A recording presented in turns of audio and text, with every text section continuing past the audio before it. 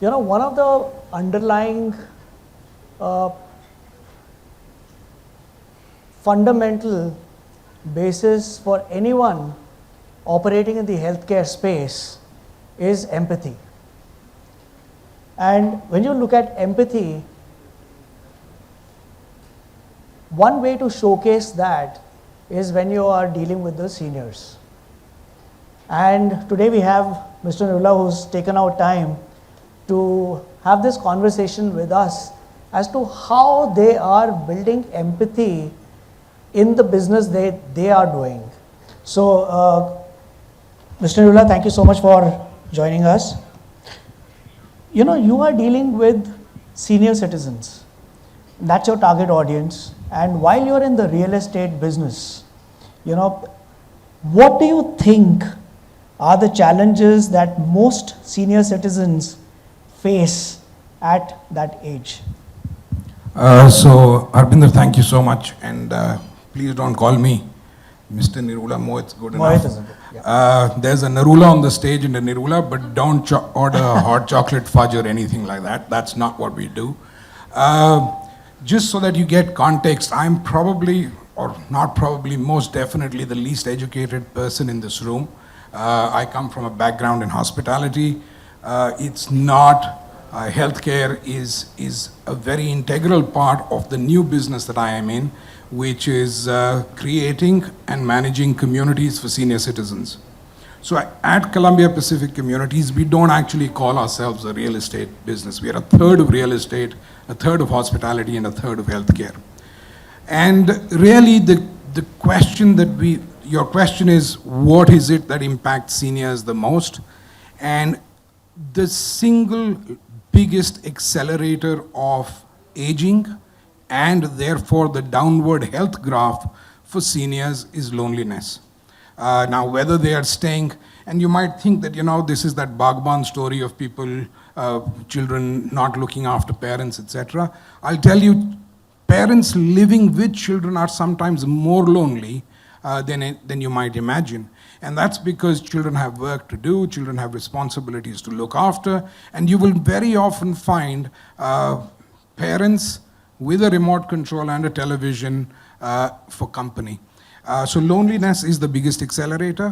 What you can do to banish loneliness and keep them socially engaged is probably the best medicine that you can have for seniors. And Mohit, when you're talking of socially engaging these people, now most of the people who are coming in are at the age of about 50s and all when they invest in your properties. Now, they very soon reach a certain age where they will need physical as well as mental health support. Now, how do we provide, an environment which is conducive for them to live healthy? And when you're talking of living healthy, it is not just with the physical perspective, but to also keep their mental faculties running. And that's where senior living communities come into play.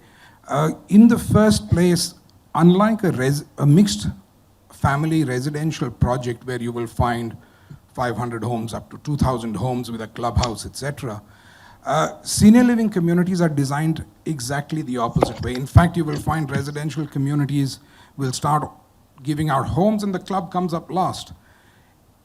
Well-designed senior living communities, the club is the heartthrob or the beating heart of that community. I think Dr. Batra also made the point about us creating communities. Seniors living together in that environment, the club is the beating heart. From there emerge the towers in which there are homes. So really, every waking time is spent in the club.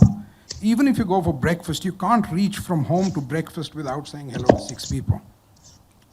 So while physical and mental is two parts, we've actually divided positive aging, as Columbia Pacific Communities defines it, as 6 parts of health. There's physical, there's mental, there's emotional, there's intellectual, there is spiritual, all of this backed with nutrition. So, but the beauty is that it does not need to be prescriptive. The way the activities are designed throughout the month, you are when you're 50 and when you're 90, that the graph will point downwards is almost a given, the health graph. How steeply it points downwards is what you do between the age of 50 and 90. Again, Anurag was mentioning that he's starting to focus on health. There is no wrong time to start, right? So if you start to sleep well, lifestyle. If you start to eat well, lifestyle. If you start to include some activities that you've not done before, lifestyle. If you start to engage or play with games, play games that you've not done before, lifestyle. If you cultivate a new hobby, lifestyle. Now, when you put all this together, if I want to start to have a Sudoku competition, there are parts of my brain where synapses start to go and ping, which haven't pinged before. If I start a session which says iPhone photography of flowers, there are parts of the brain which are starting to ping, which have never been. It's like exercise. I mean, if you start to do bicep curls, the biceps become bigger and they pain for the first few days, but that muscle becomes stronger and the brain's the same thing. So if we were to focus on designing activities in a social environment where people come together to participate, in fact, just 26th of January this year, 75 kilometers by 75-year-old residents was run in a relay to celebrate the 75th year of independence. I promise you, when they moved into our communities at the age of 60, they never thought they'd be doing it, right? So there you are. So Mohit, you mentioned that, a third of what you do is healthcare. So healthcare is definitely not the core of what you operate at your organization. But since you have senior living community and you said that the graph goes down, it is imperative that you are ready for any healthcare need that is there. How do you create a collaborative environment where you're working with hospitals, where you're working with diagnostic companies, where you're working with out-of-hospital care? So how do you create that collaborative environment so that you are able to offer the best lifestyle? So I'll try and answer this in three parts. One, healthcare is not the most advanced at our communities, but it is the single biggest driver of the purchase decision. You have to understand that 98% of the people who reside in our communities have their children living in a city away from that home city. Actually not true. Some of them have their daughters living in that city because there is this Indian thing of, beti ke ghar mein nahi rehna hai. But most of them will have their children away. So the one thing that is in everybody's mind is what happens if something happens, right? Data says that more ambulance runs are done from a mixed family community to a hospital in the case of an emergency than it happens from a senior living community. And you'd think that's possibly counterintuitive because this is where the older people are, but it's because they are healthier overall. So the point I'm making is when you have on property nurses 24/7, an ambulance on standby owned by the community on standby 24/7, ambulance drivers 24/7, and a visiting consultant doctor who is very much the family doctor that I heard the previous panel speaking about, you get what is called peace of mind. Peace of mind for the residents, peace of mind for the children living all over the world, and everybody sleeps better at night. And if you sleep better at night, you're normally healthier. So that's the second part of the healthcare solution that gives, you never use it, but you sleep better. The third bit is, when you move into a senior living community, we actually do, as part of the onboarding process, which includes we serve meals from that time, this is when housekeeping will happen, we'll do a full check. And I'll just pick up physical for a moment. We assess physical on strength, stamina, flexibility, and balance. And there is nothing that says that these four parameters should actually be better 5 years from now than they are today. It depends on what you do in those 5 years. So that's how we work on that element. But having said that, until the nanobots come in and until we learn cell age reversal, the graph will point downwards.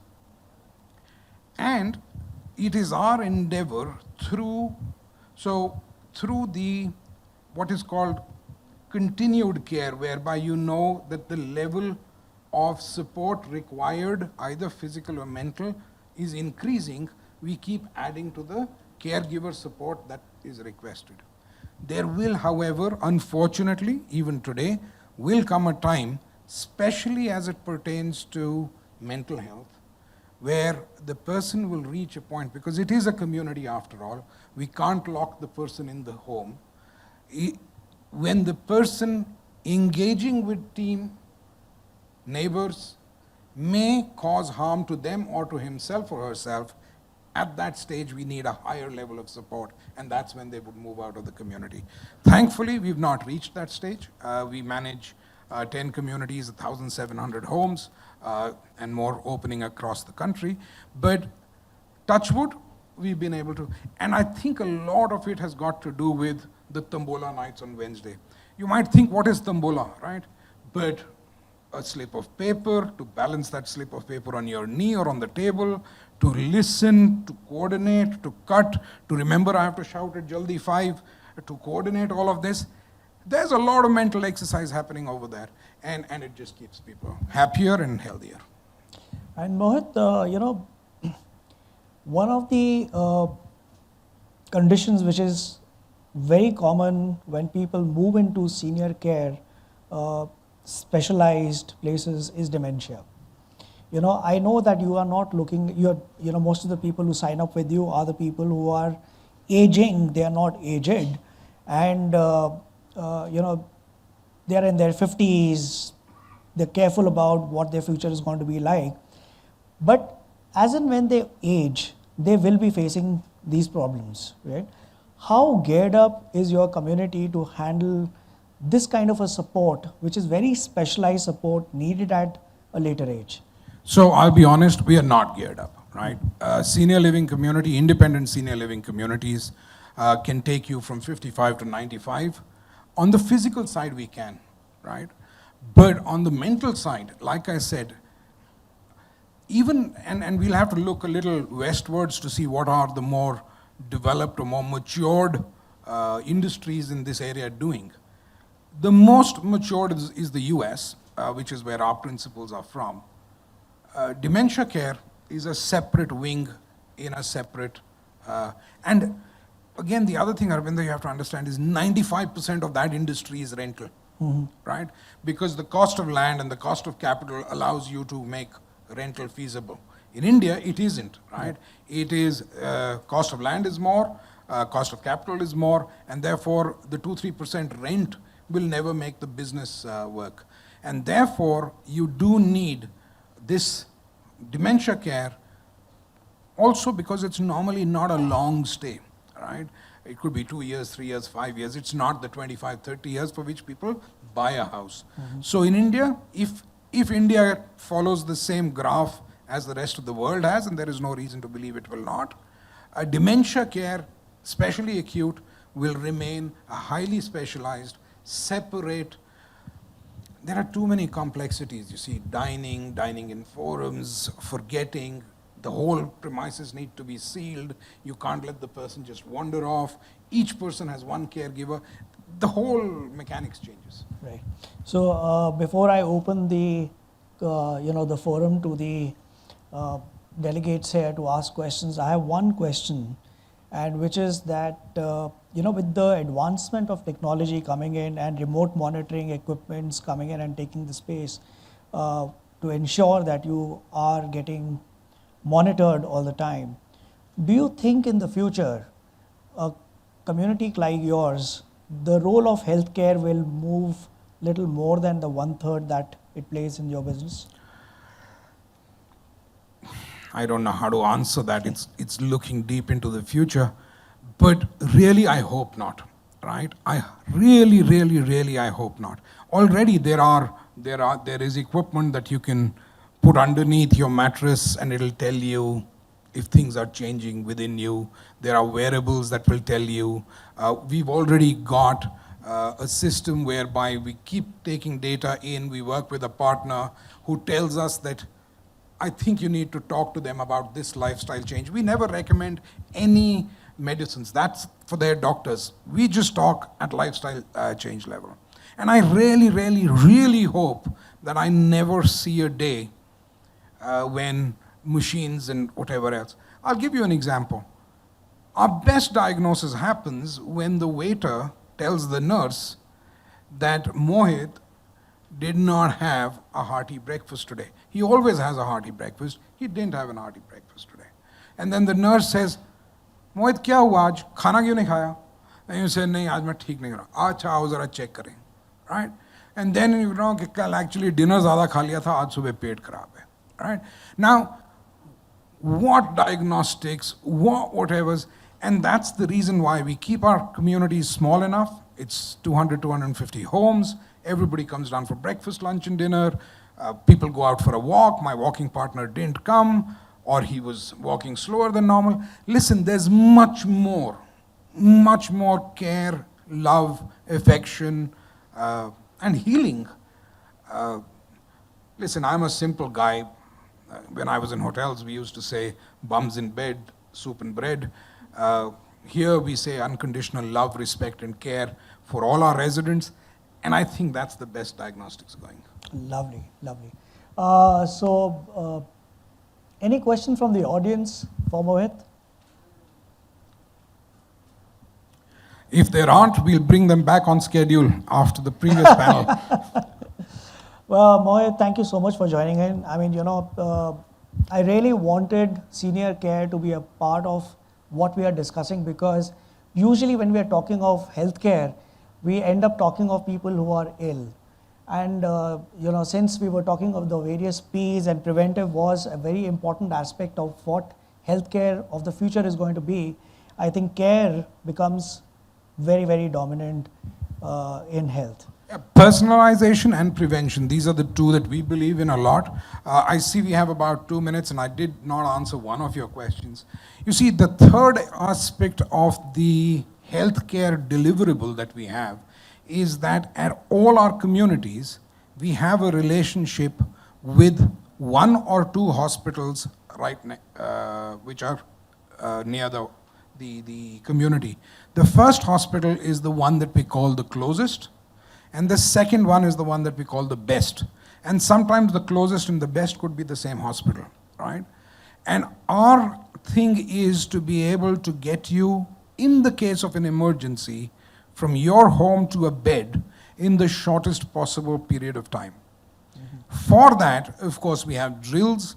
We have the design of the building, which means we can take you in a stretcher from your home, through the corridor, into a service elevator, down to the back corridor, so the other residents don't get scared as to what is happening, through there to the clinic and into the ambulance and then to the hospital. And the standard operating procedure says that the klaxon will not go on till you have gone out of earshot of our community, because you don't want to scare anybody as to what happened, right? And then you reach the closest hospital with whom you have a relationship, who also have access to all the data that we have on the resident. There's always a bed, COVID notwithstanding, there's always a bed. There is no registration. There is zero cash for 24 hours, and you start to get your assistance. Thereafter kicks in next of kin and emergency numbers and everything else. But the first thing is to get you to quality medical assistance in the shortest period of time with zero bureaucracy. That's really commendable. That's really commendable. Thank you so much, Mohit, for coming all the way to discuss with us.